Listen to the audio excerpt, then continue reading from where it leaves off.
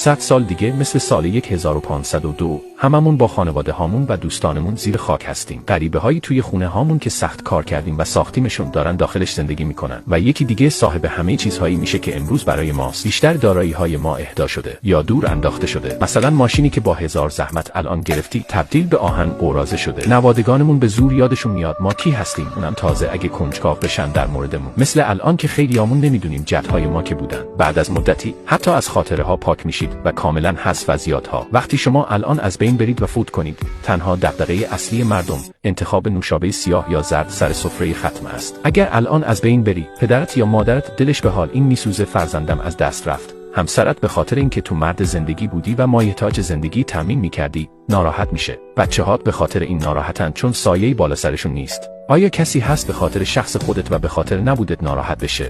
یه لحظه خوب فکر کن. ببین آیا ارزششو داره تو الان نگران چیزایی باشی که ذهنتو مشغول کرده و نمیذاره از الانت لذت ببری؟ واقعا ارزششو داره هر روز غم بخوری، هر روز افسرده باشی؟ یادت باشه اگه ناراحتی الانت 5 سال دیگه اهمیتی نداره، پس دیگه بهش فکر نکن. تو فقط یک بار به دنیا اومدی، پس از این مسیر لذت ببر. مقصد وجود نداره.